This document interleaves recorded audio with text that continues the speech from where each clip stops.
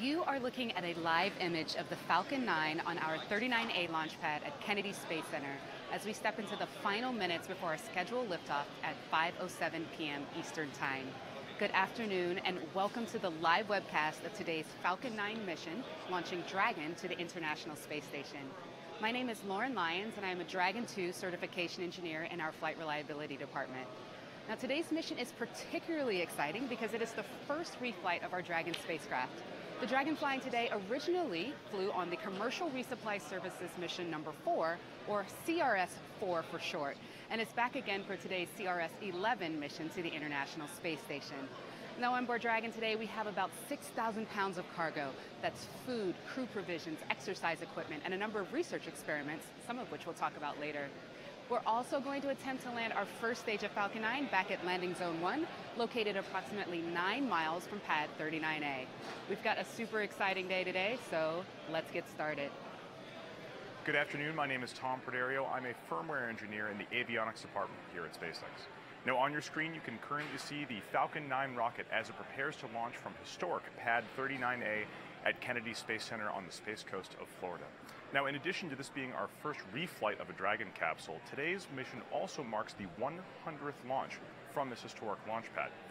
The first launch was actually an Apollo 4 mission back in November 9th of 1967, and now today, nearly 50 years later, SpaceX is once again getting ready to launch a fully commercial rocket and spacecraft from this historic pad. Now, the Falcon 9 you can see standing exactly where the Saturn V rocket once stood, and later on in this pad's history, also where the Space Shuttle once stood. In fact, some of the structures you can see behind the rocket are actually from the Space Shuttle era. This large squarish structure right behind the rocket is called the fixed service structure, and this one over here is called the rotating service structure, like I said, both part of the shuttle missions. Now, the Falcon 9 rocket has three main parts. The bottom 80% or so is the first stage of the rocket. On top of that is the second stage. And then at the very top is the Dragon spacecraft, which is what we're launching today. Now, normally when we launch satellites, we have a big fairing on top. That's to protect those satellites from aerodynamic forces of launch. However, the Dragon spacecraft is actually designed to withstand aerodynamic forces of both launch and re-entry, so it doesn't need a fairing today. Now, this Dragon is currently loaded with almost 6,000 pounds of cargo. Most of that cargo is loaded well in advance of launch. However, we do have a late load period, about 24 hours before launch, when the rocket is still horizontal. Now, today we're counting down to an instantaneous launch window, which means we need to launch from a precise second in order to match the orbit of the International Space Station as it rotates around the Earth. This is going to be 1 second. That we're counting down to that 1 second. You can count down along with us by following the mission progress bar at the bottom of your screen and also watching the mission countdown clock in the upper right-hand corner. So what's inside of Dragon today? Well, along with supplies for the astronauts, we have over 40 science experiments going up. We'll highlight a couple of them here. One of the heavier payloads we're taking to orbit today is we're putting it in the Dragon trunk. It comes in at just over 700 pounds, and it's called the Roll-Out Solar Array Experiment, or ROSA. Now, solar panels are an efficient way to power satellites, but they're pretty delicate and pretty big, many times larger than the satellite itself, and oftentimes. Now, the wingspan of a typical satellite with its solar panels deployed is about 150 feet. But at launch, the satellite and solar arrays need to be 15 feet or less in diameter. This means that the solar arrays have to be folded up really tight against the satellite during launch, and then unfolded once a satellite, or a capsule like Dragon, reaches orbit. The ROSA investigation is testing a new type of solar panel that's flexible instead of rigid. So it's rolled up like a yoga mat for launch, and then rolled out like a party favor once the satellite gets to orbit. This basically means you can get a lot more power from a smaller and lighter system. Another big payload we're taking up today is the Neutron Star Interior Composition Explorer, or NICER for short. NICER weighs just over 800 pounds and, like ROSA, will go up in Dragon's trunk. It's designed to be mounted to the exterior of the space station, and it will study the physics of neutron stars. The types of neutron stars that NICER is studying are called pulsars, and they're called pulsars because of the unique way in which they emit light, and a pulsed regular radiation beam, similar to that of a lighthouse beacon. Leveraging this phenomenon, NICER will demo the Station Explorer for X-ray Timing and Navigation Technology, or Sextant for short. This will help researchers develop a new type of space navigation system that can provide precise positioning for spacecraft throughout the solar system, kind of like a GPS for the universe. Now there's a lot more science on this mission that we just don't have enough time to cover all of it today, but you can learn more about the other payloads going up in Dragon today on www.nasa.gov. Great afternoon, everybody. Thank you for joining us. My name is Brian, and I'm one of the software engineers here on site at the headquarters in Hawthorne, California, where we are just 15 minutes away from excitedly launching the 11th of 20 contracted commercial resupply service missions to the International Space Station. Now, we are particularly excited about this one because it's the same one that we flew for the 4th. This is the first time we will be attempting the reflight of a Dragon. Now, because it is a Dragon mission, to give you a snapshot of what we've done to get ready for this point, we conduct a procedure called late load. Late load is where we place the time-sensitive payloads into the pressure section of Dragon. This is stuff that requires refrigeration or other sustained environments so that we place it in as late as possible to launch, so it has to sustain that launch for as short as possible. This occurred when Dragon and Falcon were in the horizontal position on the pad, and then we buttoned up the side hatch, closing off Dragon for the last time until it's opened through the forward hatch by the astronauts on board the space station. Now, after late load was completed successfully, we went vertical based on being mounted on that strong back, that transporter erector you see there on the side, into this vertical final configuration for flight position that you see it in now. Now, that happened at about T-minus 10 to 8 hours or so, and then we stepped into preparations for the next major milestone, which is the loading of propellants and pressurants onto Falcon. Now, we have two propellants on board. That's the fuel and the oxidizer. The fuel being RP1, which is basically just kerosene at a space grade, and then the oxidizer being liquid oxygen. And then the pressurant is gaseous helium. We load over 1 million pounds of those three substances combined, so it takes quite some time. Now, that started at about T-minus 45 minutes, and now here in these last minutes as we enter the final 10, we do what we call engine chills and then top-offs to make sure that we're finally ready. Now, we reached the final flight pressures for stage 1 at about T-minus 1 minute, and then second stage just thereafter. So that's a bit about Falcon. Let's shift gears here for a minute and learn what it takes to refurbish a Dragon. CRS-11 is a unique mission. It's going to be the first time we are reflying a Dragon capsule. Reuse is super important to reduce the cost of access to space. Imagine if every time you've flown an airplane from Los Angeles to New York, they just threw away the airplane. Your plane ticket would be super expensive and very few people would be able to travel. So we want to change that. We want to reduce the cost of access to space, and this is especially a technology we need to enable travel to Mars and back. SpaceX and NASA have worked hard together to ensure that this flight will be just as safe as the first time we flew this vehicle in CRS-4. There are two main aspects to the reuse process. First is qualification. We have to ensure that every piece of hardware on the vehicle can withstand multiple flights. So what we do is we take a dedicated unit. So for example, a motor that would normally only be on for 30 days for a single mission in space, now for 3 flights has to be able to withstand 90 days on in space. So we have to do significantly more testing here on the ground to prove that that motor will survive 3 flights worth. The second part is ensuring that all flight hardware is recertified for its next flight. So this is looking at what do we have to do to every single piece of hardware on the vehicle to make sure it is good for the next flight. One of the key parts of the reuse process has actually been NASA. They've been a great partner through this whole process, providing us with guidance and lessons learned from Shuttle. So they have been pivotal in getting us to the point we need to today to refly this capsule. As we talk about reusing the Dragon spacecraft, it's important to remember that the Dragon actually has 2 distinct parts. The first part is this capsule. This is the conical shaped structure at the very top of the rocket. This is the part of the capsule or the part of the spacecraft that actually attaches to the International Space Station, allows astronauts to go inside and retrieve all the cargo that we're sending up. Because it's pressurized to allow for this, we typically send any cargo that needs to be pressurized inside the capsule. This includes things like food, water, medical supplies, and any types of science experiments that the astronauts are going to be doing inside the space station. The second part of the Dragon spacecraft is the trunk. That's the cylindrical section just below the capsule. In addition to holding the solar arrays for the Dragon, this is also used sort of like you'd use the flatbed of a pickup truck for large, bulky items that don't necessarily need to go inside.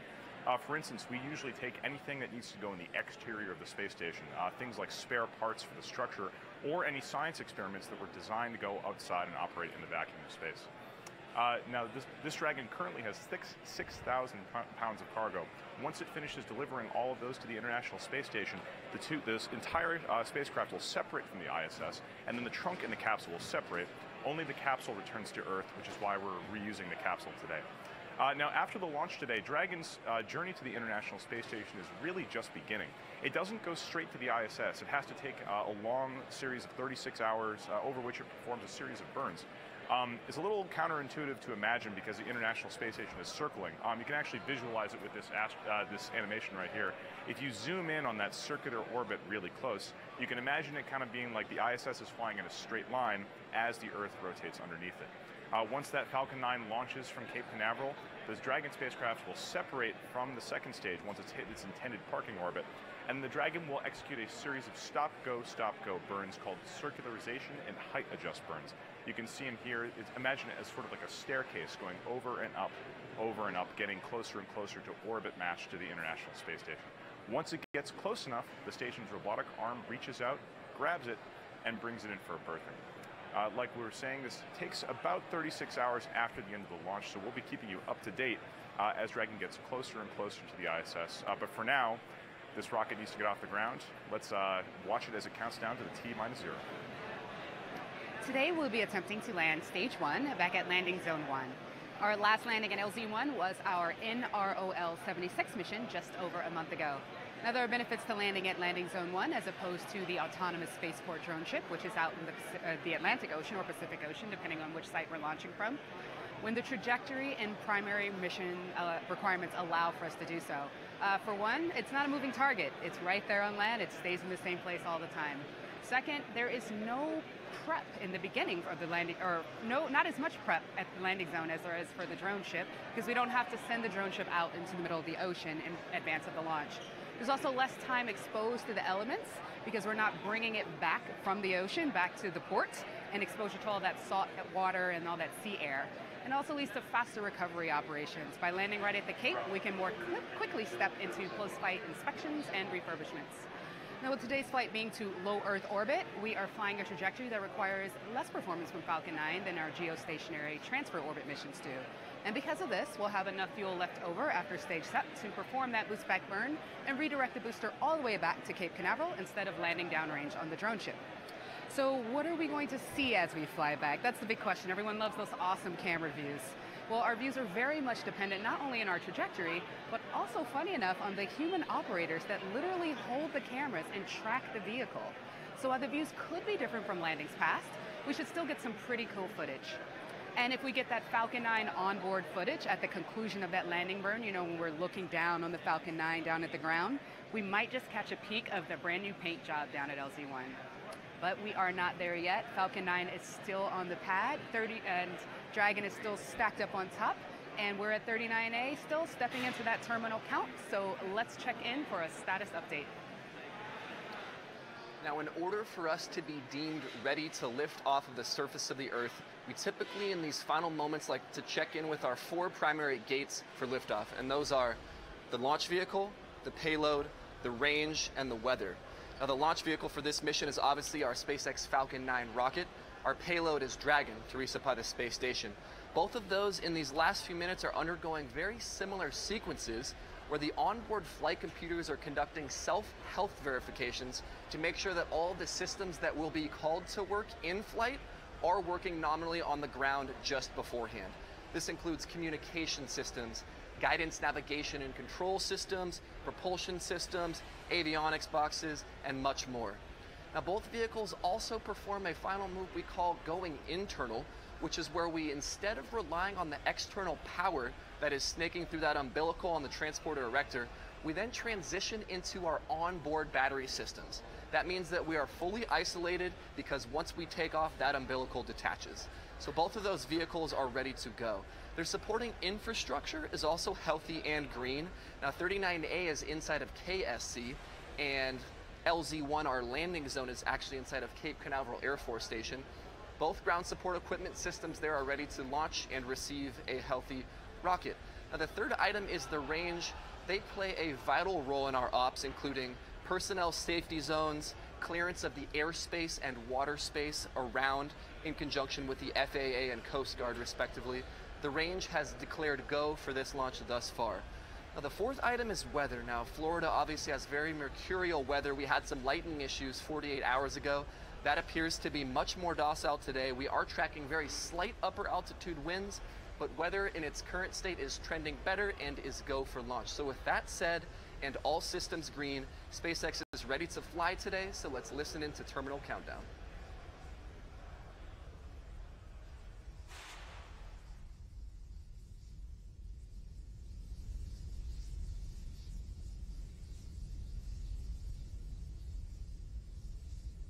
Cradle's coming open.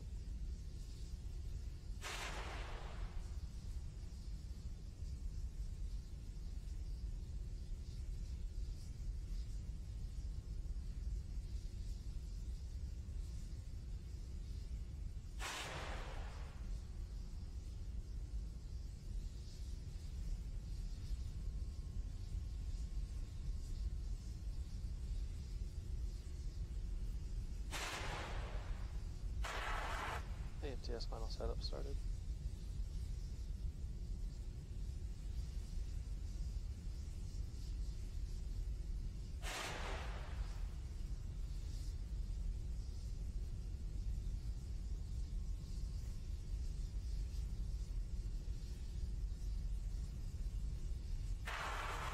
Stage 1 launch set slow down.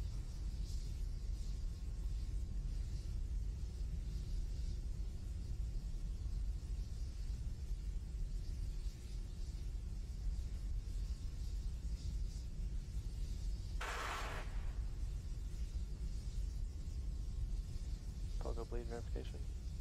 Strongback lowers ended. Strongback's at 88.5 degrees. GNC announced S2 TVC motion nominal.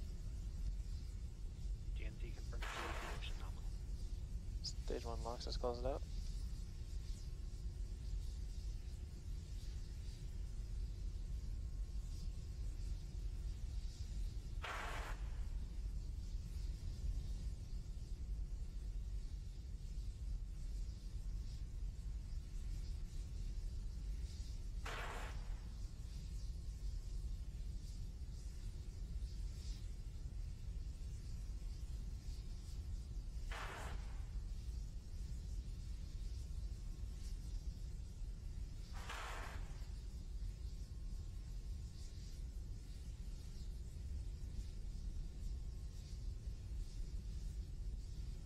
Stage 2 LOX closed out.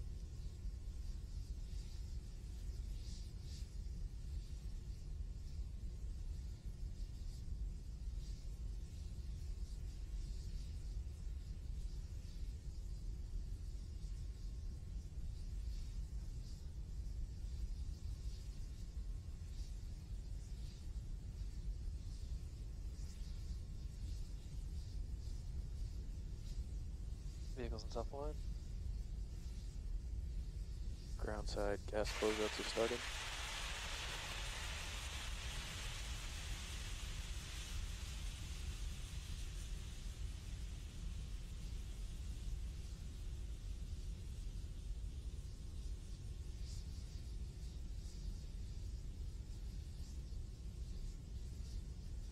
FTS announced AFTS is ready for launch.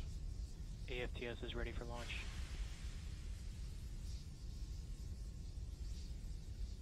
VC and DC verify F9 and Dragon are in startup. F9 is in startup. Dragon is in startup. Gas closeouts are complete. Stage 2 is pressing for flight. LD verify go for launch. Go for launch.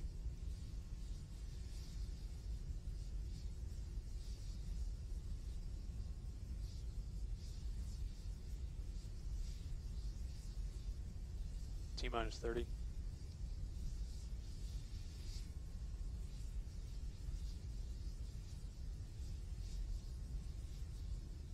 T-minus 20. Stage 1 LOX, pressing for flight.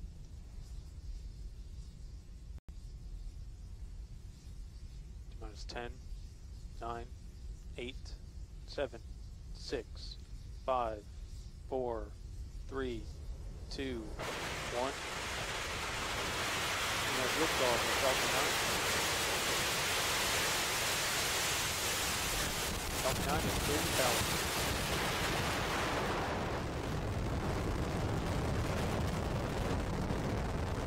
For stage propulsion.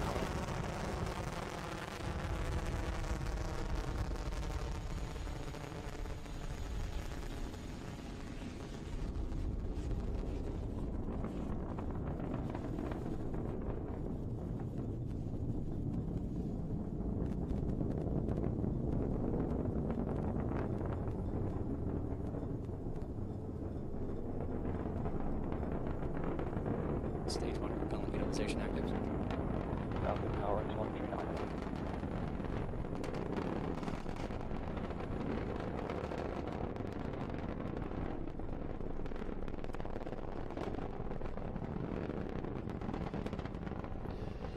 Now, as we swap camera angles, while cloud cover may make some of them not visible, the rumble is still audible as Falcon and Dragon ascend through the atmosphere.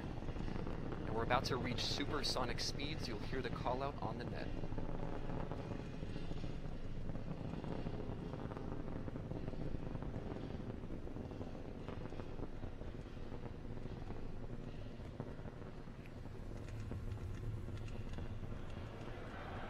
MX chill started.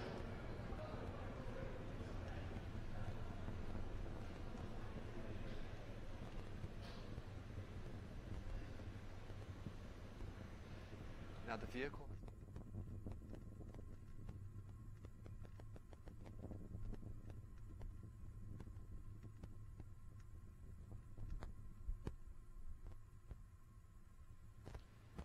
Now the vehicle has gone supersonic, which means that it's traveling faster than the speed of sound, greater than Mach 1, which at that altitude is about 750 miles per hour. We have also passed max Q, which is the maximum dynamic pressure that we will experience. From here on out, it's less and less loads on the vehicle as we continue to ascend. Now we're going to come up on 4 events in rapid succession. We'll let those happen and then I'll briefly discuss what they were. But those are MECO, stage separation, second engine start, and then the boost back burn.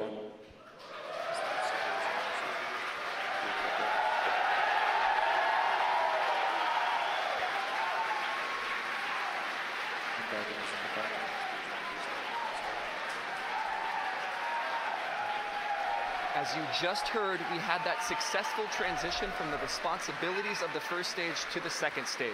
Main engine cutoff, stage separation, second stage engine start, and then the boost back burn to bring that first stage back to landing zone 1.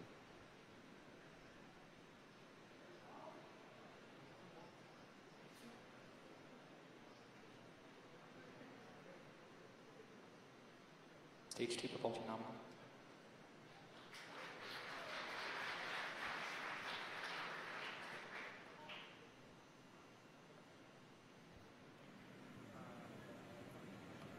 So as you just heard from Brian, it sounds like we had a successful stage separation and a successful light of that second stage engine. That means that the Dragon is currently on its way to the International Space Station. Now coming up soon, we're going to have a few events coming up in quick succession. We're going to have the nose cone of Dragon deploy. That's at the very top of the spacecraft, protecting it from the aerodynamic pressures and forces during ascent. Once we get into the vacuum of space, we no longer need it, and it's just extra mass, so we will jettison it. After that, the second stage burn will come to a conclusion, and shortly thereafter, Dragon will deploy. Once Dragon is off on its own, the first thing it does is it's going to extend its solar arrays. So we can start gathering that solar energy in preparation for its trip to the International Space Station. Once it has power, it'll also prime its propulsion systems. Dragon has 4 independent propulsion modules, and each of them is capable of thrusting it towards the International Space Station. Shortly thereafter, the GNC bay door will begin its opening. That's guidance, navigation, and control. Bay door will open, and inside of that are all of Dragon's sensors that help us know where it is and help it find the International Space Station. It'll then begin to perform those height adjustment maneuvers and co-elliptic burns that Tom talked about earlier in order to get it up to the exact location at the approach ellipsoid at the International Space Station to begin that process where the Canada arm will begin to grapple the Dragon spacecraft. And then this is all going to happen over the course of 36 hours from today. Dragon has a long way to go after it separates from that second stage. However, right now, you can see on your screen on the right is that second stage engine nozzle currently burning and thrusting Dragon to a higher orbit. On the left is the first stage. You can see those grid fins deployed. That first stage is currently guiding itself down towards landing zone 1 in Cape Canaveral, Florida. So we have about 1 minute until our entry burn is going to begin. Now that burn is intended to slow the vehicle down as it re-enters the atmosphere. If you come in down at those super high speeds, you're going to break up the vehicle. So we got to slow it down so that it can actually guide itself more precisely to the location back down at LZ1. Once it gets closer, it'll begin that landing burn, which is the final burn in the 3-burn recovery sequence, where the center engine E9 will ignite and slow the rocket all the way down to 0 velocity. You can currently see the cold gas thrusters in the left side of your screen. Those are helping to right the vehicle as it gets down further and further into the atmosphere, make sure it's pointed in the correct direction. And then once it gets into the atmosphere, those grid fins are going to start turning, maybe only a little bit, to help guide it through the air as it gets down towards LZ1. Now, as we get down to LZ1, we have that onboard Falcon camera. And, we have that entry burn coming up in a few seconds. You can probably check it out here. Look on the right, you can see the first stage coming back, and that entry burn has begun.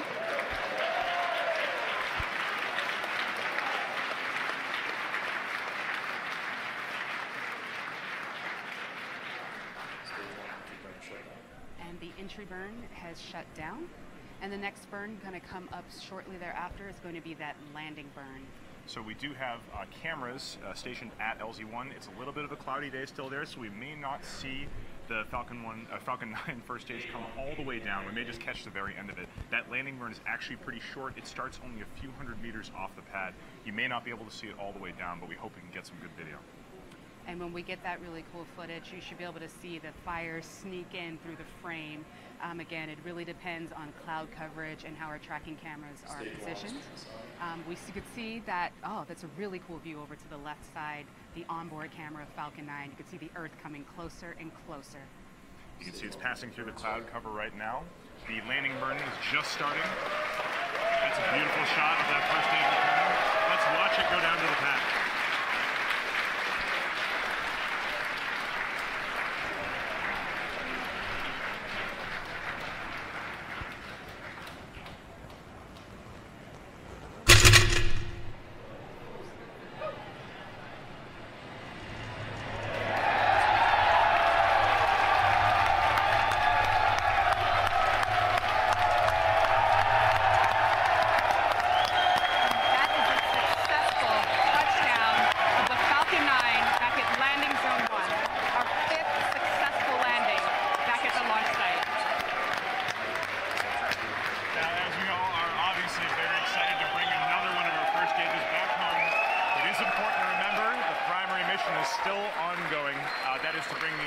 Spacecraft to the International Space Station.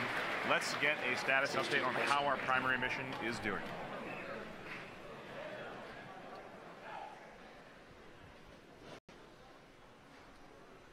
Another truly amazing landing of the first stage. We're all here very excited at the headquarters, as are those excited wasps that you just saw on your landing zone 1 screen. But let's focus back onto the primary mission now, which is how second stage is performing with Dragon. Now, second stage follows a very different burn profile than first stage. First stage has 3 burns: the boost back burn, the re-entry burn, and then the landing burn. Second stage only has 1 burn before it actually departs from Dragon. So we're about to come up on that event here in about 30 to 60 seconds or so, and we call that SECO number 1, which stands for Second Stage Engine Cutoff number 1. We'll follow through and listen into that, and then we'll discuss the events that will occur thereafter.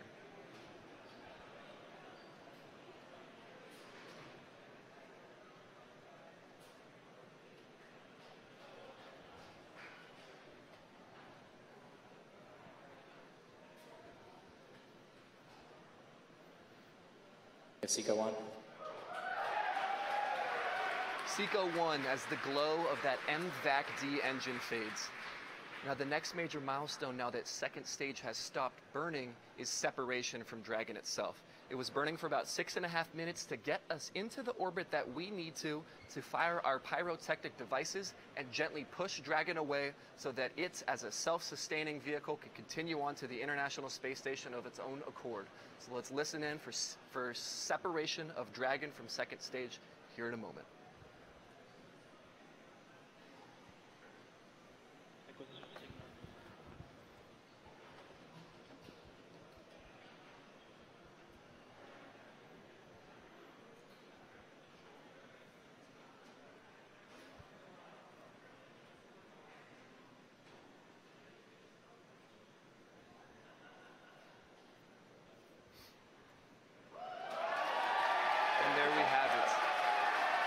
You are looking at a view of Dragon and second stage separating as Dragon continues solo onto its mission to traverse over the next 64 hours or so to the International Space Station.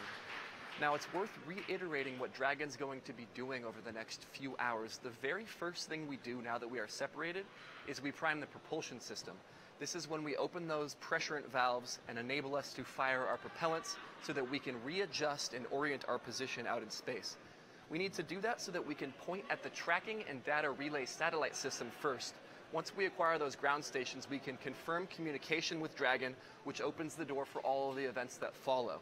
Now, after we establish TDRS, we do an event called Solar Array Deployment. As Tom mentioned earlier, the solar arrays unfurl from the side of the trunk after their fairings are released. They are doing that so that we can recharge from energy harvested from the sun so that our onboard batteries will last this multi-day journey up to the space station. That solar array deployment occurs at about T plus 10, 11, 12 minutes or so that will come up soon, and we will provide coverage of that deployment. Now, after we close out the webcast, a few events will happen thereafter, and they are worth noting, and that is the opening of the GNC bay door next at about T plus 2 hours. GNC, as Lauren mentioned, stands for Guidance, Navigation, and Control, and that bay houses all of our sensors that we need for close proximity ops with the International Space Station. LiDARs, laser detection and ranging, thermal imagers, GPS units, star trackers, etc., so that Dragon continually knows both where it is and how it's oriented. That's very important once we get close to the ISS. Now, after that GNC bay door opens at about T plus 2 hours, we then begin those slew of burns, the height adjusts and the co-elliptic burns that we need to go all the way up to the International Space Station as we inch closer and closer along that staircase to the International Space Station. Once we're there, we berth, we get captured, the astronauts offload all the cargo, we stay up there for about a month, and then we return about a month later with return cargo, splash down with attempts to refly that same Dragon again later at some point. So now we're coming up on Solar Array Deploy, that event that I mentioned a few moments ago, so let's watch that now.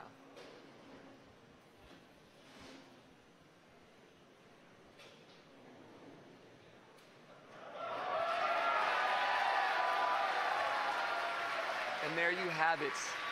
As the wings of Dragon extend slowly out from the passive springs from the trunk so that we can harvest energy from the sun over the next 2.5 days as we journey up to the space station. It has been a wonderful timeline so far for this very first reflown Dragon. Best of luck and continue on to your mission to the International Space Station. And with that, we are coming to a close on our webcast. It's been a successful day for SpaceX, starting with Falcon 9, a successful launch of the first stage and the second stage as well, with the second stage taking Dragon to its intended orbit, and stage 1 returning to land for our 5th successful on-land recovery.